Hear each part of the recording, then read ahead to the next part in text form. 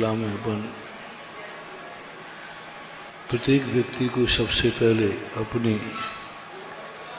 निज शक्ति जानना चाहिए कि हम जो कार्य करना चाहते हैं उसमें हमारी खुद की कितनी शक्ति है, कितनी कुव्वत है। यदि तुम्हें ऐसा महसूस हो कि इस कार्य को मैं बिल्कुल भी नहीं कर सकता हूँ, ऐसे कार्य करने का आपको त्याग कर देना चाहिए। और यदि आपको ऐसा महसूस हो कि हम अपनी शक्तियों में से जानता हूँ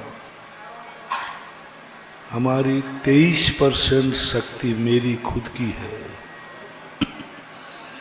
100% शक्ति चाहिए किसी 100% शक्ति होती है। 100% हमारी शक्ति है कि नहीं, जो भी कार्य तुम करना चाहो। मैं कोई धर्म की बात नहीं कर रहा हूँ। जो कार्य करना चाहते हो पहले तुम ये देखो, इस कार्य करने के लिए मुझे किसी की जरूरत नहीं है। मुझे अपनी जिंदगी जीने के लिए किसी की जरूरत नहीं है। मैं खुद अपनी जिंदगी जी लूंगा। मुझे किसी अन्य द्रव्य की जरूरत नहीं, यहाँ तक कि मुझे भोजन पानी की भी जरूरत नहीं, यहाँ तक कि मुझे इस शरीर की भी जरूरत नहीं। मैं हूँ अपने में स्वयं पूर्ण, पर की मुझ में कुछ गंध नहीं। मैं अरश अरूपी अस्पर्शी, पर से मेरा संबंध नहीं।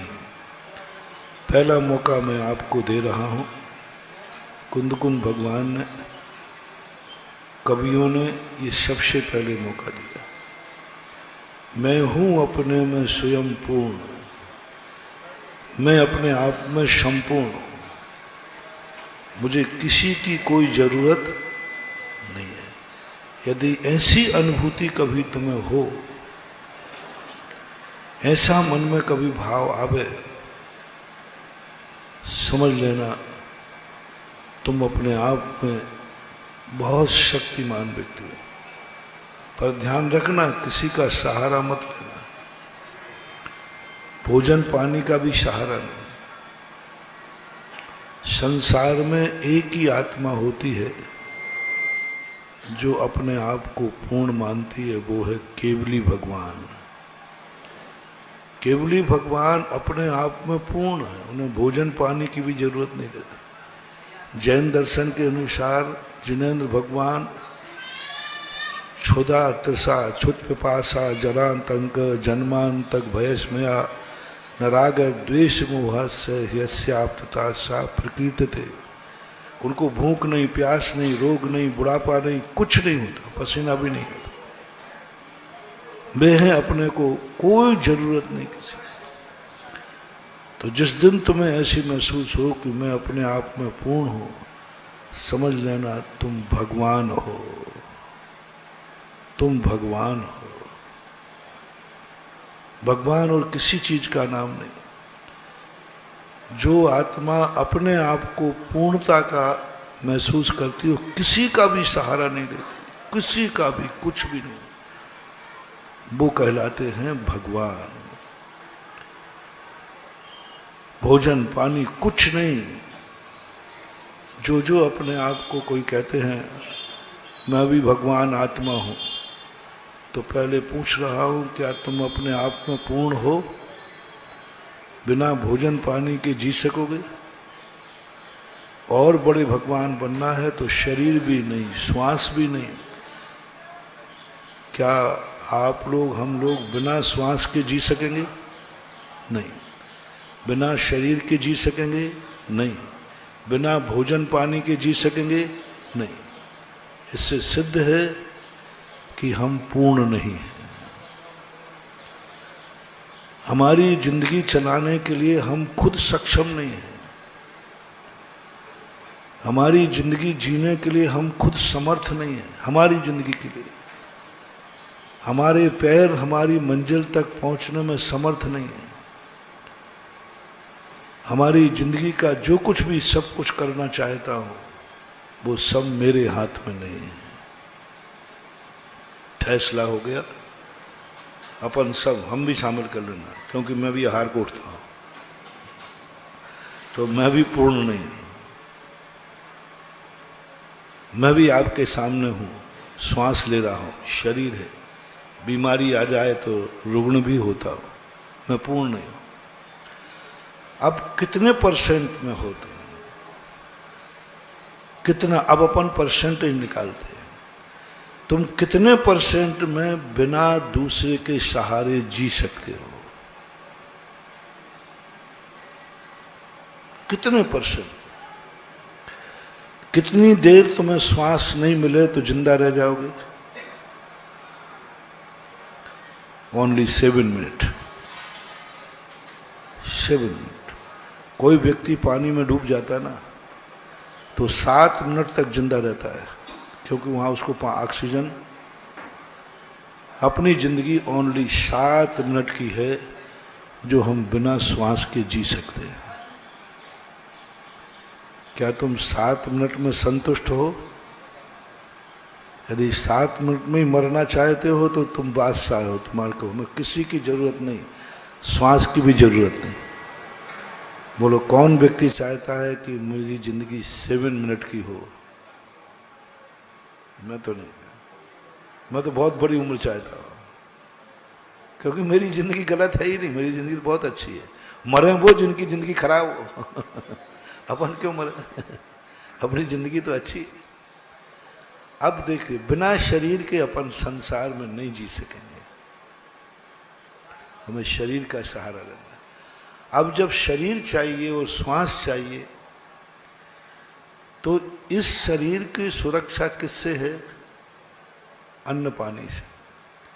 तो बिना अन्न पानी के तुम शरीर को कितने दिन रख सकते हो? 1 दिन, 2 दिन, बेला, तेला, चोला, दसेला, और क्या करोगे? 10 दिन के उपवास कर लोगे बिना उसके। इससे ज्यादा 10 दिन के उपवास करने पर फिर तुम्हें संक्लेश हो जाएगा। आज पंचम काल के जीव में 10 उपवास से ज्यादा निर्जल करना जिंदगी के लिए खतरा मोल लेना है। अधिकतम कोई निर्जल किए हैं किसी ने तो 16 दिन का किया है। एक व्यक्ति ने 16 दिन के निर्जल उपवास किए थे। तो 16 दिन तक ही आप जिंदा रह सकते हो बिना अन्न पानी के। क्या इस 16 दिन की जिंदगी में आप संतुष्ट हैं? तो आप बराबर बहुत महान आत्मा, महान शक्तिमान, तुम्हें किसी का डर नहीं, क्योंकि 16 दिन से ज्यादा जीना नहीं चाहते और शरीर कहेगा कि 16 दिन तक तुम अन्न पानी नहीं दोगे तो मैं चला लूंगा। है? बताओ, अपन बेलखेड़ा में बैठे, कौन व्यक्ति 16 दिन की जिंदगी चाहता है? नहीं बोला, 16 दिन की क्या जिंदगी, कोई जिंदगी है कि? 16 दिन में तो अभी हम यही नहीं पहचान पाएंगे कि मेरे माँ बाप कौन है। 16 दिन का बालक कितना सा, कुछ नहीं, हमें ज्ञान ही नहीं हो पाएगा। कम से कम 16 दिन की जिंदगी अल्पायु कहलाती है। हर सम्यक दृष्टि को यह कहा गया है शास्त्रों में, कम से कम जिंदगी मिले तो 8 वर्ष की तो मिलना ही चाहिए। 8 वर्ष की आयु मिलना अल्पायु में नहीं आता। 8 वर्ष 1 दिन और बढ़ करके, बस वहां तक पहुंच गया तो अल्पायु नहीं है। क्योंकि 8 वर्ष अंतर मुहूर्त में व्यक्ति सम्यक दर्शन प्राप्त कर सकता है, मुनि व्रत धारण कर सकता है, हे उपादेय का ज्ञान कर सकता है। इसलिए कभी कोई जिंदगी को कहे कि तुम कितनी जिंदगी चाहते हो, तो कम से कम क्या भरना फॉर्म में? 8 साल तो चाहिए ही चाहिए, क्योंकि इसके बिना हम कभी सतमार्ग का ज्ञान नहीं कर पाएंगे। तो 16 दिन की जिंदगी ना मैं समर्थन करूंगा ना आप समर्थन करोगे, और बिना अन्न जल के हम 16 दिन रह सकते हैं। अब ये सारी चीजें जितनी आई पर प्रत्यय, भोजन पानी कहां से मिलेगा? है? चोरी करके लाओगे? डाका डालो, डाका डालो, किसी के यहां भोजन तो चाहिए है। तो ना डाका डालने वाला तुम्हारा शास्त्र कहेगा ना गुरु कहेगा, और तुम सही मायने में जैनी हो तो डाका डालकर खाना पसंद नहीं करोगे, नहीं करोगे।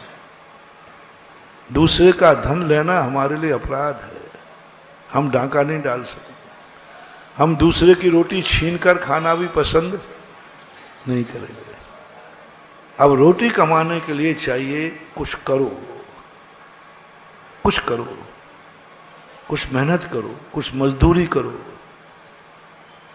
चलो आप सब डाका आदि सब छोड़ करके महाराज हम मजदूरी करने को तैयार हूं। रोटी तो चाहिए, ये तो निर्णय हो गया ना, रोटी चाहिए कि नहीं? क्योंकि अपन को 16 दिन के तो रोटी तो चाहिए। अब रोटी कहां से लाए, सवाल इतना सा प्रश्न कर रहा हूं। तो रोटी लाने के लिए जो तरीके हैं वो अपन ने खारिज कर दिए, डाके के, छीन करके, एक्स वाई। अब अपने पास, तुम अच्छे आदमी की बात कर रहा हूं, आज मैं गंदे आदमी को प्रोत्साहन नहीं दे रहा हूं, अच्छे आदमी को दे रहा हूं। जो अच्छा आदमी, जो अच्छी तरह से जीना चाहता है, जो चाहता है कि मैं रोटी खाऊं, इज्जत के साथ खाऊं, सम्मान के साथ खाऊं, कमाऊं सम्मान के साथ कमाऊं, जो ये निर्णय कर चुका है खून पसीने की मिलेगी तो खाएंगे, नहीं तो यारो हम, उस व्यक्ति को आज प्रवचन देने का मन कर रहा है। जो कहता है बिल्कुल पसीने की महाराज मेरी शुद्ध, नहीं करेंगे तो भूखों मर जाएंगे तो मर जाएंगे, लेकिन डाका डाल के तो नहीं खाएंगे। हम साधु लोग इन्हीं में आते हैं कि चाहे मरते मर जाएंगे लेकिन बिना दी हुई रोटी तो नहीं खाएंगे, बिना दी हुई पानी तो नहीं पिएंगे। अपना दिगंबर मुनिराज। और आपसे भी यही कहना चाहूंगा कि अपनी जिंदगी में खून पसीने की खाओ, अपनी खुद की खाओ, निस्शक्ति बताओ। कितनी ताकत है तुम्हारे पास कि तुम किसी का बिना सहारा लिए बिना सहारे लिए बिना अपनी जिंदगी पूरी कर लोगे। रोटी रोजी धंधा पानी सब जो कुछ तुम करना चाहते हो उसमें किसी की जरूरत नहीं पड़ेगी। कितने परसेंट सब लोग बताएं। आप जन्म लेने के बाद आपको जीने के लिए माँ बाप की जरूरत है कि नहीं? यदि माँ बाप नहीं करे तो कितने परसेंट जी पाओगे इज्जत के साथ? नहीं जी पाओगे। आप कोई काम करने जा रहे हैं तो क्या आप बिना बाप की वसीयत मिले आपकी किस्मत कितना साथ दे? आपके पिताजी ने आपको बिल्कुल नंगा तो नहीं कहूंगा, अंडर भी आप निकाल दिया, थोड़ी लाज रख दी, लाज रख दी। रामचंद्र जी को कैसे निकाला था? क्या कहीं ने सारे वस्त्र छीन लिए थे ना, राज वस्त्र छीन लिए, सब धन दौलत छीन लिया, मात एक धोती और एक दुपट्टा पर निकाला था। कुछ भी नहीं, कुछ भी नहीं, एक बॉडीगार्ड भी नहीं, कल खाने का इंतजाम भी नहीं। उनको तो छोड़ो, वो तो पुरुष थे, कम से कम एक धोती और दुपट्टा तो था। दुपट्टा पहन के नहा लेंगे, धोती सुखा लेंगे, धोती पहन के नहा लेंगे, दुपट्टा। बेचारी विदेही सीता तो नारी थी ना, उसको कितनी साड़ी पे निकाला था। दिन देखो कैसा संसार है। इतनी महान शक्तिमान, सारे जगत के आराध, जगत अवतारी तद्भव मोक्षम, आवाज नहीं, बलभद्र उसी भाव में मोक्ष प्राप्त करने वाले। और ऐसा भी अशुभ कर्म का उदय आ गया कि एक साड़ी पर निकाल दिया। संसार में बहुत सासुएं होंगी, पर आज तक किसी पे ऐसा दुख आया क्या? नहीं आया। मैं तुमसे पूछ रहा हूं, काश तुम्हारी जिंदगी में ये दिन आ जाए कि तुम्हें कुछ भी ना दिया जाए और घर से निकाल दिया जाए, क्या तुम जी सकोगे? क्या तुम्हारे परिणाम शांत बने रहेंगे? क्या तुम्हारे परिणामों में आकुलता तो नहीं होगी? क्या आप रामचंद्र जी बने रहेंगे?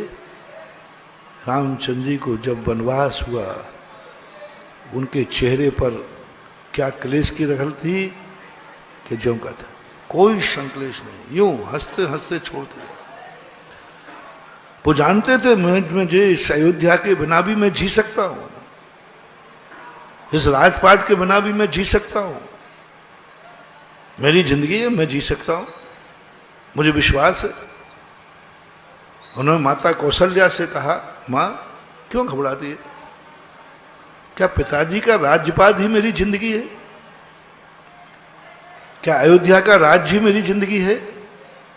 मां, मैं तेरा बेटा हूं, तू विश्वास कर अपने बेटे को, मुझसे यहां से एक कौड़ी भी नीड मिलेगी तो भी मैं जिंदा रहूंगा, और मैं तुझे वचन देता हूं, खाली हाथ जा रहा हूं, दक्षिण देश में जाके मैं राज्य की स्थापना करूंगा और तुझे लेकर करके राजमाता बनूंगा।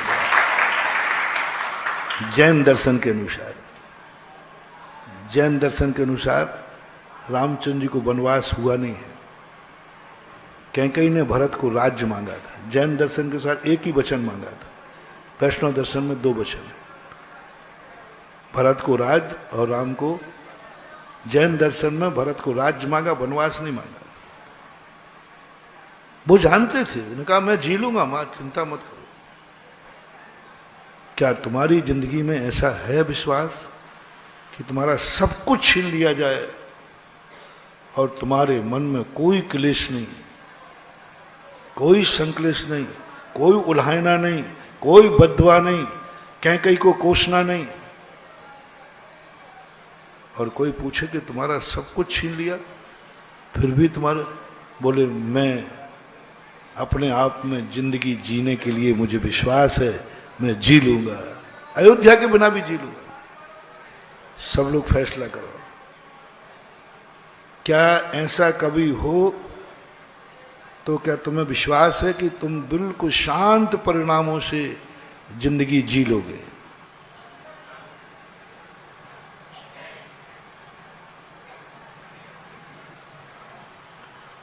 अपनी अपनी पत्नियों से पूछ लेना, हाँ, बाद में गड़बड़ नहीं करना। हाँ, सीता है कि क्या है पता नहीं तुम्हारे।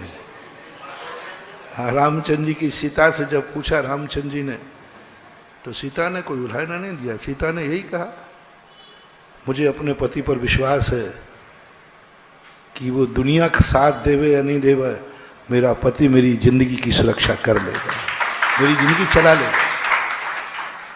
विश्वास की बात। क्या आपको विश्वास है कि आपकी पत्नी आपकी सहमत हो जाएगी?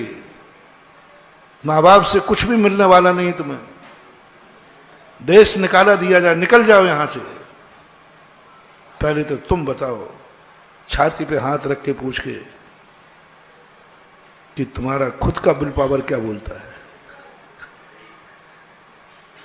क्या अंदर से आवाज आएगी? कोई बात नहीं पिताजी, कोई बात नहीं भैया, कोई बात नहीं, मुझे विश्वास है मैं इस सब के बिना भी जिंदगी जी लूंगा, मैं कमा लूंगा, मैं पेट भर लूंगा, मैं अपने जिंदगी के चेहरे पर मुस्कान ला दूंगा और मैं आनंद के साथ जीऊंगा, मेरी नींद हराम नहीं होगी। ओहो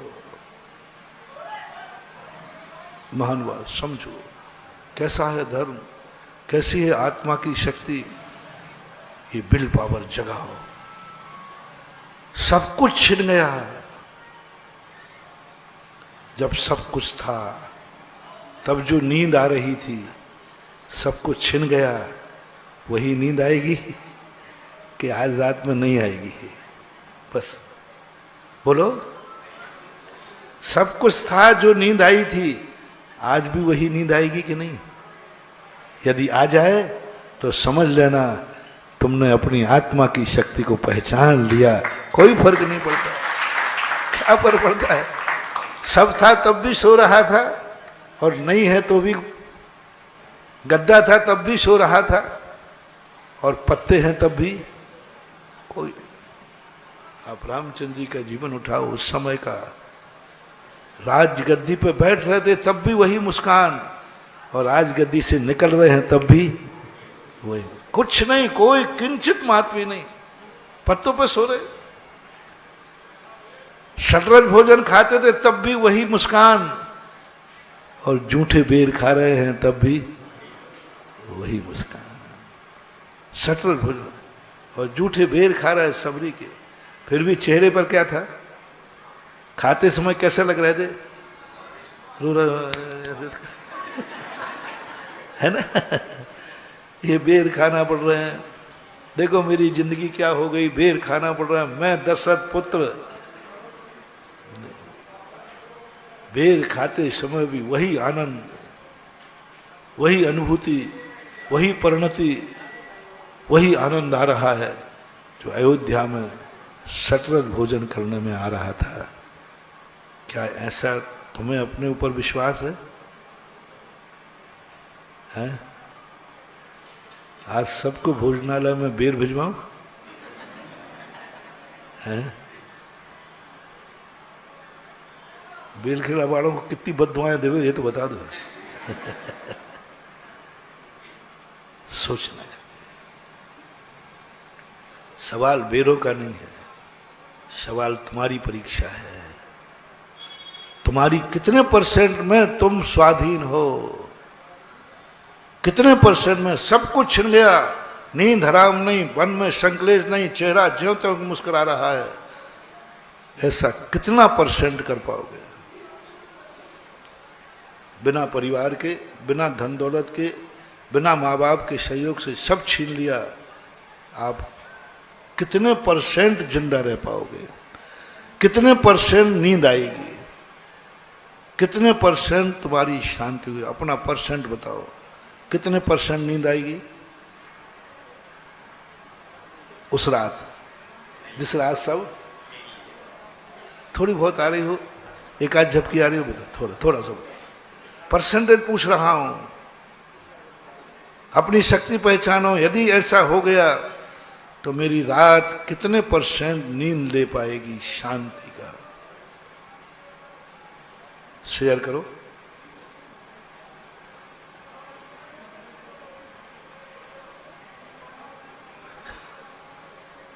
सब लोग पूछो ना अपने आप से। कोई कोई 1% थोड़ी झपकी आ जाएगी।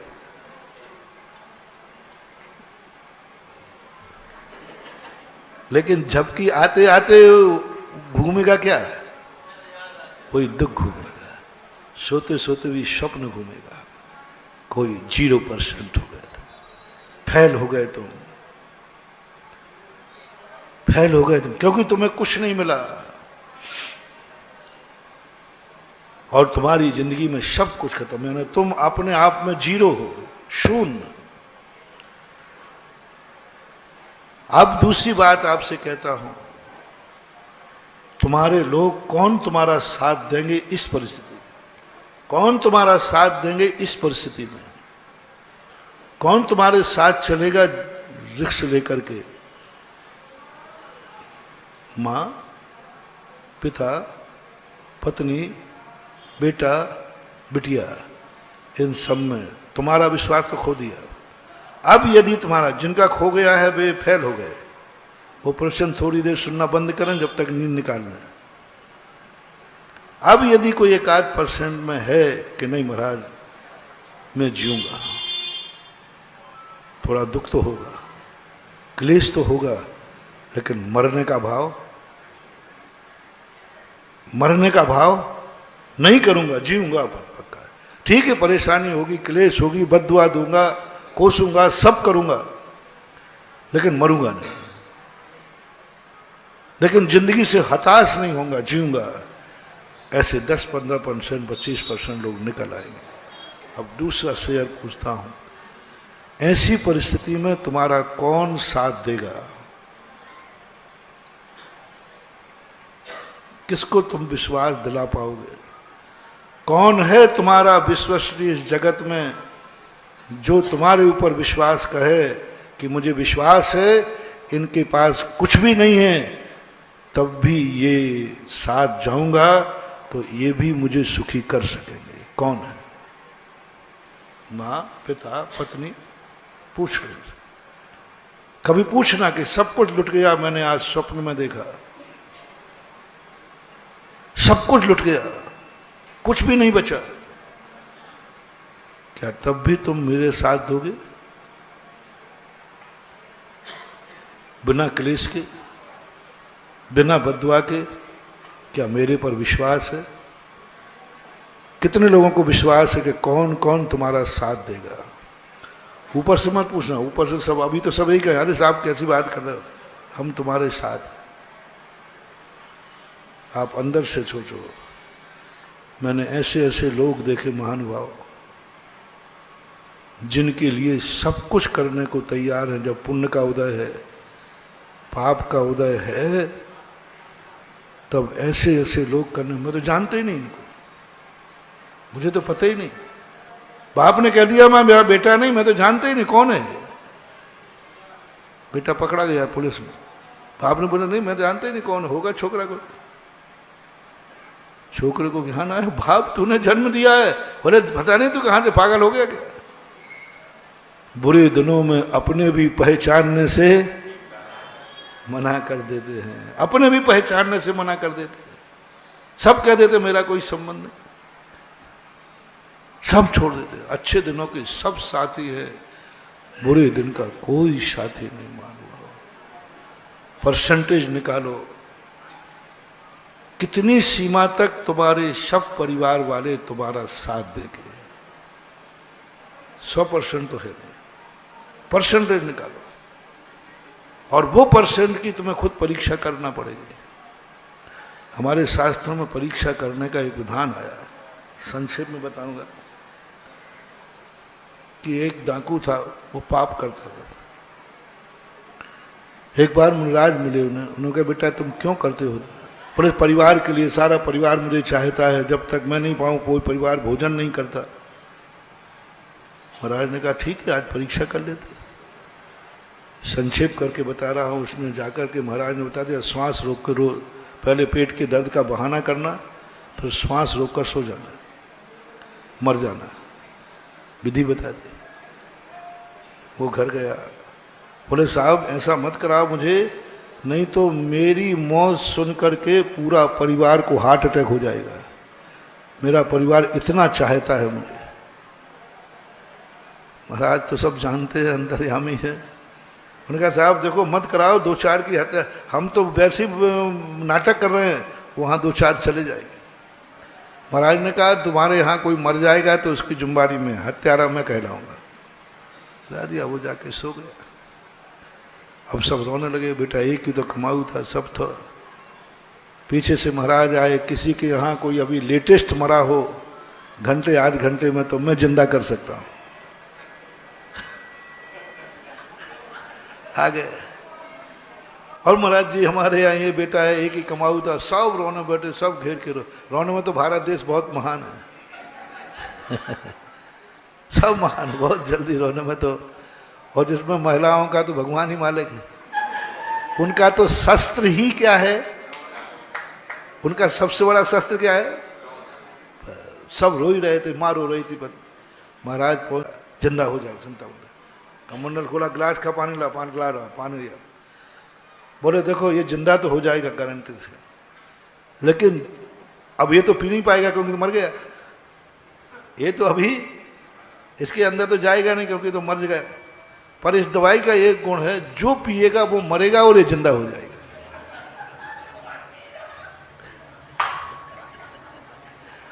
अब बड़ी हावत आई, सबसे ज्यादा मम्मी रो रही थी। मैंने कहा माता तुम, बोले महाराज जी अब ठीक है, मरी गया है तो अभी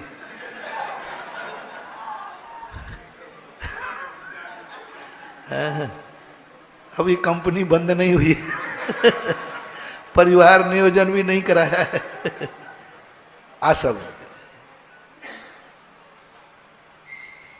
पत्नी से कहा तो वो तो पहले कह रही जो हमारे मरने के बाद ये जिंदा हो भी गए तो हमारे क्या काम के, कोई दूसरी करके लाएंगे और हम वो बच्चे छोटे छोटे थे। इतने में पिताजी को देखा तो पिताजी तो जब तक खिसक चुके थे। अंत में महाराज ने कहा अब क्या करें तुम लोग, लेकिन छत्री की तलवार और साधु की दवाई जब एक बार आ जाती है तो किसी को खाना पड़ेगी। थोड़ा रोष दिखाया तो जितने थे सब भाग गए कि पता नहीं बाबा जी किसी को पकड़ के सब कर। महाराज ने कहा उठ जा बेटा, देख लिया? बोले साहब देख लिया। जैसे वो उठ के बेटा सब आ गए, सब अरे बेटा बेटा बेटा, काहे का बेटा? तुम्हारा बेटा तो ये तो अब बाबा जी का बेटा है। तुम्हारा बेटा तो मर गया, तेरा पति काहे का? तेरा कौन हूं मैं तेरा? सबका नाटक देख लिया मैंने। और डाकू बहुत बड़ा डाकू था और वो साधु बन गया। इसलिए तुम लोग भी कभी कभी, क्योंकि हमारी बात पे तो विश्वास करोगे नहीं, क्योंकि तुम्हारे ऊपर ऐसा माया जाल इन लोगों ने फैला रखा है, माँ ने, पति ने, बेटों ने, भाई ने, सब ने माया जाल फैला रखा है। हम साधुओं की बातों पर तुम्हें विश्वास नहीं होता, तुम खुद कर लेना, तुम खुद प्रैक्टिकल कर लेना। सही निकल जाए तो फिर बाद में मेरे पास आ जाना, महाराज जी आप सही हो। अभी तो बात प्रैक्टिकल, कोई नहीं मानो। सुतदारा हो ये न शीरी, सब स्वार्थ के है मेरी, सब पुण्य के लिए। अब बोलो कोई साथ, कितने % तुम्हारी जिंदगी में कोई साथ देगा? कितने कदम तक देगा? कितने तक तुम्हारे पास दाम है तब तक कोई तुम्हारा भाई साथ देगा? कितने ताकत तक? 1 लाख, 2 लाख, 5 लाख, 10 लाख, 50 लाख, 1000, 1 रुपया, कितने तक तुम्हारी उम्मीद है कि इतने तक हमारा साथ देगा? परसेंटेज निकालो। बस कल के प्रवचनों की बात को आगे बढ़ाता हूं। 23% तक यदि तुम साथ, तुम्हारा सब कुछ ने साथ दिया, 23% तक तुम्हारी आत्मा की शक्ति हुई तो 10% मैं मिला दूंगा, तुम्हें पास कर दूंगा। समझ रहे ना? स्कूल के कृपांक 10 कृपांक, लेकिन आपकी स्वयं की शक्ति कितनी चाहिए? 0 नहीं, 23% नंबर लाओ। क्या तुम्हारी हिम्मत है हम अकेले 23% जिंदगी जी लूंगा? क्या तुम्हारा है कि 23% परिवार मेरा साथ देगा? जितने परिवार के लोग हैं उनमें 23% मेरा साथ देंगे, जितके जिसके हो। 100 लोग हैं तुम्हारे रिश्तेदारों में, 23% निकालना। 100/100 की बात तो मैं कहूंगा नहीं, क्योंकि पंचम काल के जीव हो। 23 तक जरूर कहूंगा। हो सके मुझे खुशी होगी कि मेरा कोई भक्त कहे महाराज मैं अपनी जिंदगी का 33% जिम्मेवार मैं खुद हूं, 33% तक मैं तेरे दरवाजे नहीं आऊंगा, 33% तक मुझे किसी की जरूरत नहीं पड़ेगी, 33% मैं अपनी जिंदगी स्वयं जीऊंगा। मुझे खुशी होगी मेरा भक्त बिना मेरे 10 नंबर के बिना पास होगा। 33% तुम्हारा परिवार साथ देगा, 33% तुम्हारा पुण्य साथ देगा, 33% तुम्हारी किस्मत साथ देगी। 33% देख लो, 33% में तुम्हारी किस्मत साथ है क्या? 33% तुम्हारी उम्मीद है कि मेरी यात्रा सफल होगी?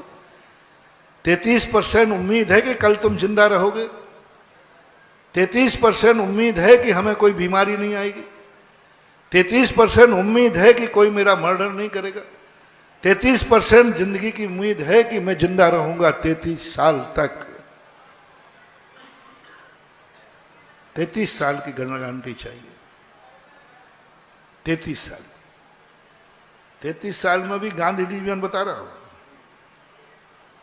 अब आपको परसेंटेज बताओ। ये जैन दर्शन का सबसे अमोघ सत्र है, अपनी शक्ति पहचानो, पर के अधीन कब तक रहो। 33% अपनी शक्ति को उजागर करो, 33% तक हम किसी का सहारा नहीं लेंगे। देखो 8 दिन में एक दिन कितना परसेंट हुआ, घंटे निकालो, 8 दिन के घंटे निकालो, 7 दिन के, 12 7 84 है, और 84 रात के कितना हो गया, 168 100। अब हमारा उपवास होता है, एक उपवास 48 घंटे का। आज एकासन 4 48 घंटे का होता है, तो 180 है, कितना निकालो, 168 में 48 घंटे कितने परसेंट हुआ। अभी तक कोई पुराना आदमी बैठा हो तो निकाल देगा, तुम्हारी दिमाग तो सब कंप्यूटर ने ले लिया है। 168 का परसेंटेज निकालो, 168 168 का परसेंट निकालो ना, 33%। 168 का 33% कितना हुआ, 168 का 33%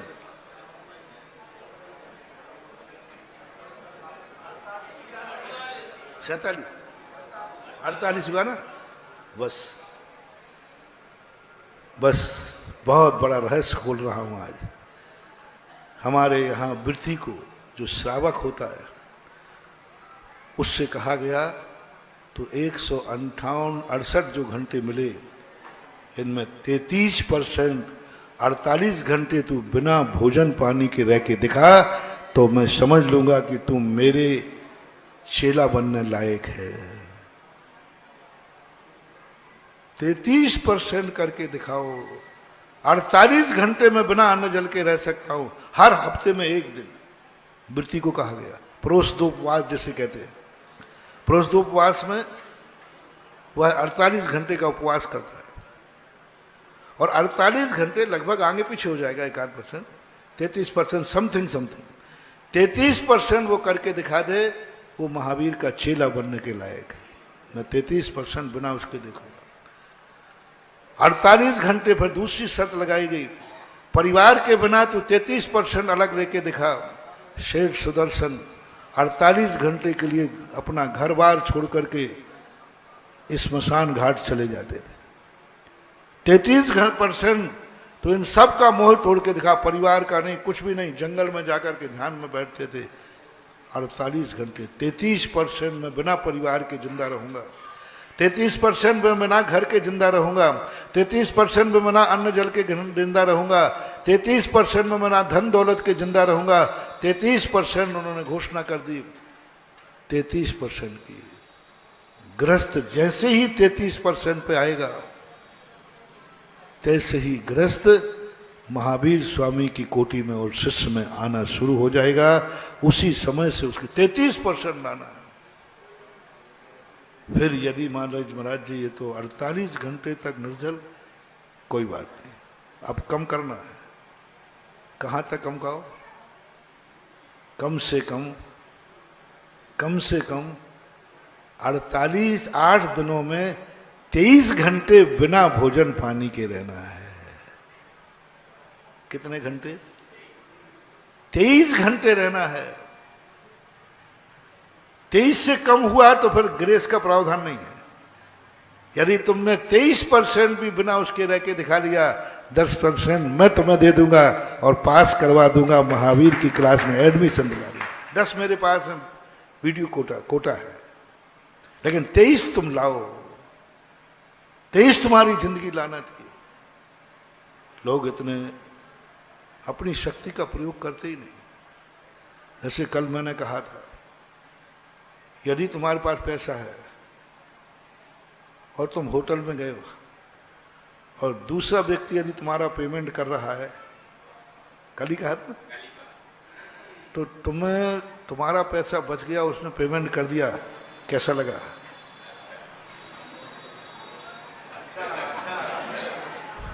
बोलते नहीं, बस यही तुम्हारा दुर्भाग्य शुरू हो गया।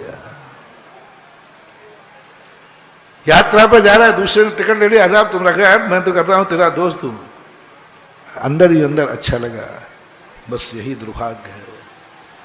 और ज्ञानी कहेगा, हे भगवान मेरी मति मारी गई, मेरी मति मारी गई, खाया मैंने चुकाया उसने, ये आनंद का दिन नहीं है, ये आभार चढ़ गया, मैं उसका ऋणी हो गया, जब तक मैं उसको नहीं खिला लूंगा उस पर ब्याज लगता जाएगा। इसलिए वो तुरंत अपने व्यवहार में क्या आता है, दूसरे के यहाँ खाने जाओ तो साल भर में वो किसी बहाने से बुला लेता है। कर्जा खुशी का समय नहीं है, ऋण है। कर्जा जो होता है लेते समय अच्छा लगता है, लेकिन चुकाते समय बंधु जब जब जब जब कभी भी तुम्हें जिंदगी में किसी के सहारा लेने का भाव आवे, कोई सहारा देवे भी, तो खुशी मत मना। कोई तुम्हें सहारा देवे भी, तुम गिर गए हो कोई तुम्हें उठा ले गए, तुम रो रहे हो कोई आंसू पहुंच देवे, कोई तुम बर्बाद हो गए हो तुम्हें उस समय लाख रुपए लाके दे देवे। खुशी मत मनाना, खुशी मत मनाना, अपने आप को दुर्भाग्य समझना। आज मुझे कैसी मति हो गई, दूसरे का मेरा, कभी भी हो निर्णय करना, कभी भी हो किसी साल में, दूसरे की खाई हुई पूड़ी भी ऋण है और अपनी सूखी रोटी भी अपनी है। शक्ति, हर चीज में अपनी शक्ति को अपनाओ। अब 33% में भी तुम सफल नहीं हुए, तो 23% जिनके हों उनके लिए 10% इस मंदिर से, मैं नमोकार मंत्र से 33% तुम्हारी किस्मत में पुण्य है और तुम अस्पताल गए हो, मैं बचा लूंगा। 33 वाले को तो मुझे कुछ करना ही नहीं, वो डॉक्टर बचाएगा। 33% पुण्य है तो उसे मेरी जरूरत नहीं है, डॉक्टर ही काफी बचा लेगा। डॉक्टर बचा लेगा, गोली देगा, दवाई देगा, एडमिट करेगा, आपको स्वस्थ करेगा। महाराज को भगवान की कोई जरूरत नहीं। लेकिन 33% में कम की यदि गुंजाइश है, जिनका अपनी जिंदगी चलाने के लिए 23% है, 23% से 33% से ऊपर हैं, उनको मेरे यहां आने की जरूरत नहीं है। और 23% से नीचे जिनकी जिंदगी है वे कृपया करके ना आवे, वो कृपया करके ना आवे, क्योंकि 11 नंबर मेरे पास देने को कितने नंबर हैं? बस 23% जब तुम्हारी जिंदगी, तुम्हें डॉक्टर कहे 23% मरीज जिंदा रह सकता है, 23%, पूछा करो डॉक्टर से। यदि वो कहे कि 50-50 निश्चिंत रहना, 33% निश्चिंत रहना। 33 से जैसे ही कहे, यदि डॉक्टर कहे 23% जिंदा रहने की जिंदगी है, मेरा नाम ले लेना, तुम्हारे 10 नंबर मेरे तुम्हारे पास पहुंच जाएंगे। जब तुम्हारी जिंदगी बर्बाद होने लग जाए, तुम अपने भगवान का नाम ले लेना, 10 नंबर तुम्हारे खाते में चढ़ जाएंगे, चढ़ जाएंगे। उन 10 नंबर के लिए है ये मंदिर, 10 नंबर के लिए है गुरु महाराज, उन 10 नंबर के लिए है नमोकार मंत्र, 10 नंबर के लिए है शांति धारा, 10 नंबर के लिए है पूजन पाठ, 10 नंबर के लिए है भक्तांबर। ऊपर वाले 33 से ऊपर के लिए कुछ मतलब ही नहीं, कोई प्रावधान नहीं। आपके यहाँ 33 नंबर से ऊपर किसी के नंबर आए तो गुरु कृपांक कितने मिल सकते हैं? प्लस बोलो, कुछ नहीं, वो कल कहा था ना मैंने, 99 नंबर वाला कहता है गुरुजी 1 नंबर दे दो। 99 वाले को 1 नंबर देने का प्रावधान नहीं है, और 23 नंबर वाले को तो इसलिए 33 के बाद तो कानून के खिलाफ मैं कार्य करूंगा नहीं। और 23% हर चीज में, दुकान में तुम 23% सफल हो, व्यापार में कितने % सफल हो? दूसरा कोई व्यापार कर रहा है, वही तुम कर रहे हो, उससे तुम कितने %? 23% तक यदि तुम सफल हो तो अपने भगवान का नाम ले लेना, 9 बार नमोकार मंत्र पढ़ लेना, 1 माला फिर लेना, और ज्यादा नहीं हो तो 1 शांति धारा कर लेना, गुरु महाराज का आशीर्वाद ले लेना। तुम 23 नंबर से जो दिवालिया होने वाले थे बच जाओगे, 33 नंबर तुम्हारे खाते में मिलेगा। तुम्हारा मरीज 23 नंबर, डॉक्टर कहता है 23 नंबर तक % तक आशा है। कितनी %? 23% तक आशा है। महानुभाव, 1 नमोकार मंत्र की माला फिर लेना। गुरु महाराज यदि तुम्हारे हों तो गुरु को आंख बंद करके कहना, गुरु महाराज 23 नंबर हैं। 23% डॉक्टर ने कहा है। 23 से 33% के बीच में जब जब तुम्हें मेरी जरूरत पड़े, मैं अपने भक्तों के साथ सदा रहूंगा। 23 से 33% के बीच में जहां भी जरूरत पड़े, मेरा भगवान तुम्हारे साथ सदा रहेगा। 23 से 33% में जहां तुम्हारी किस्मत साथ नहीं दे, वहां नमोकार मन तुम्हारा साथ देने को तैयार है। हर धर्म की क्रिया तैयार है, मात्र 10 नंबर चाय के लिए। ये 10 नंबर के लिए हैं ये मंदिर। 10 नंबर जिंदगी में बहुत, और इस पंचम काल में महानुभाव 33 नंबर बहुत कठिन है। 33 नंबर, क्योंकि हर पग पर जिंदगी खतरे में है। हर पग पर। बोलो, तुम गाड़ी में बैठे हो, कितने % तुम दावे से कह सकते हो कि मैं सकुशल पहुंच जाऊंगा? बोलो ना। अपन ने सब देखा है, सब देखा है। 10 कदम नहीं चल पाए और मर जा। आज अपनी जिंदगी सबकी ऐसी है, मेरी भी, कि अपन 33% जिंदगी में दावा नहीं कर पा रहे हैं कि मैं 33% दावा करता हूं कल मैं जिंदा रहूंगा। आज मैं हंस रहा हूं तो कल सुबह भी हंसता हुआ मिलूंगा। कैसे करें जब तद्भव मोक्षगामी मर्यादा पुरुषोत्तम राम भी एक रात में किस्मत पटल गई, तो अपन किस खेत की मूली है रे? एक रात में किस्मत पलट गई।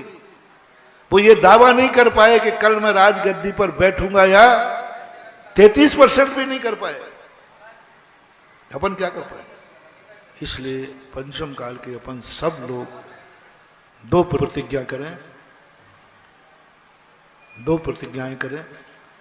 पहला तो प्रतिज्ञा करें कि इस कल युग में हम अपनी जिंदगी की 33% भी जिंदगी जीने का दावा, यानी हम बिना सहारे के जी ही, पर यह भी दावा करें कि इतने निकम्बे भी नहीं हैं कि हम 23 नंबर भी ना ला सकें। इतना पुण्य तो तुम करो, तुम करो, मेरे बिना करो। तुम पढ़ो, मेरे बिना पढ़ो। तुम चलो, मेरे बिना चलो। तुम करो, मेरे बिना करो। 23% तक तुम्हें हिम्मत रखना है हर चीज में। 23% तक जाओ। पढ़ने वाला विद्यार्थी 23 नंबर तक पढ़े, कमाने वाला व्यक्ति 23 नंबर तक कमावे, जीने वाला विश्वास कहे 23% तक तो दावा करता हूं कि मैं यात्रा ठीक हो जाएगी अंदर से। फिर 10% के लिए इस पंचम काल में महानुभाव हर व्यक्ति के लिए मंदिर की जरूरत है। करुणा दया करके मैं कह रहा हूं, इस पंचम काल में हेकड़ी मत करना। थोड़े दिन तुम्हारे अच्छे दिन हो सकते हैं, थोड़े दिन तुम अमीर आदमी हो सकते हो, थोड़े दिन तुम्हारा पुण्य का उदय हो सकता है। धर्म मत छोड़ना, अभिषेक मत छोड़ना, मंदिर मत छोड़ना।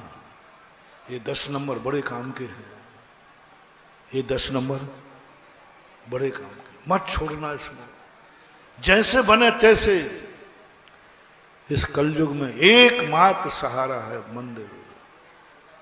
यहां तक नीति कही, मकान बनाने के पहले मंदिर बनाता है कलयुग का जीव। हमारी महिलाओं में ये आज भी संस्कार है कि जब भी कोई तुम प्लाट लेते हो तो एक ही बात पूछती है, वहां मंदिर है कि नहीं।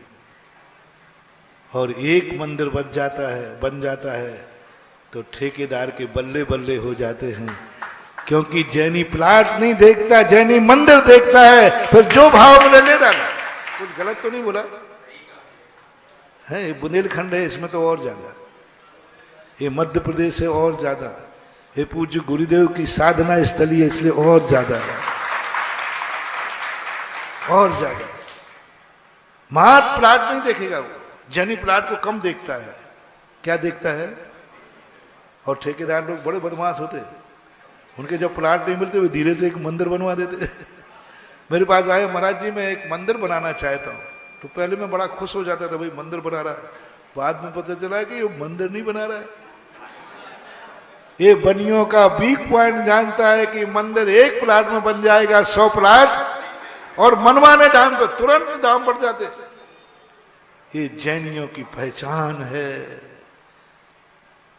वो कहता जिस भाव मिले उस भाव लो, क्योंकि उस कॉलोनी में मंदिर है। ये भावना है, इस पर मुझे गर्व है। जो महिला, जो व्यक्ति प्लाट लेने के पहले ये देखता है कि यहाँ मंदिर है कि नहीं, मैं उस पर गर्व करता हूं। ऐसे भक्त का गुरु होने पर मुझे गर्व है। जिसने मकान के पहले ये पूछा, परिवार ने पहले ये तो बताओ मंदिर है कि, तुमने कहा बड़ा प्लाट सस्ता मिल रहा है, बहुत अच्छा प्लाट है, बहुत, किसी घर में कह दिया पहले ये बताओ मंदिर है कि नहीं, बस समझ लेना उस घर पर भगवान महावीर स्वामी का झंडा है। उस घर में अगला भाव भी तुम्हारा जैन कुल में जन्म होगा, क्योंकि तुमने खरीदते समय प्लाट न देखकर क्या देखा, निश्चित समझो अगला भाव तुम्हारे जैन कुल में जन्म होगा। तुम्हारे माँ बाप जैन होंगे और उस मकान में जन्म होगा जिस मकान में मुनिराजों के हार होते होंगे, उस कुल में होगा, क्योंकि तुमने इतना भर पूछा कि मंदिर है कि नहीं। बस ये बहुत बड़ा, इसलिए पंचम काल में जो खास तौर से मंदिर को सबसे पहले विचार करना, मकान बने या नहीं बने, और मकान अच्छा बने या ना बने, मंदिर जरूर अच्छा बनाना। पहले के लोग अपना मकान मंदिर से ऊंचा नहीं बनाते, और वो जर्मन टाइल्स चलता था ना, वो कलर वाला ऊपर उठा हुआ फूल जैसे बने थे, नीला हरा पीला सा, वो लोग अपने घरों में नहीं लगाते थे। कहाँ लगाते थे? मंदिर, अनमोल चीज मंदिर में। और आज क्या हो रहा है,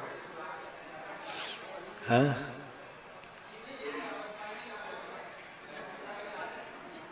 शायद ही बेलखेड़ा में ऐसा किसी का मकान हो, कुछ लोगों का हो सकता है। मकान सब टनाटन है, सब बढ़िया है, और मंदिर की हालत देखो। सबसे पहले मंदिर को ऐसा बनाओ कि पूरे नगर में किसी की हवेली वैसी ना हो, वैसा हमारा जैन देव का मंदिर। मंदिर पर पहले विचार, निर्दोष बनाओ, अच्छा बनाओ, छोटा बनाओ। आज भेड़ा घाट जाइए आप, एक बहुत छोटा सा मंदिर, यहां तो बहुत बड़ा है, बहुत छोटा सा स्थान है। अंकित बाबू अभी सौधर्म में इन्होंने मूर्ति बैठा ली, एक छोटा सा मंदिर है। अभी भेड़ा घाट गए होगे आप लोग, सभी ने देखा होगा। अभी प्रवेश करते देखना कैसा लगता है, अकृत्रिम चैत्यालय जैसा लगता है, एक मन लगता है। छोटा बनाओ, निर्दोष बनाओ।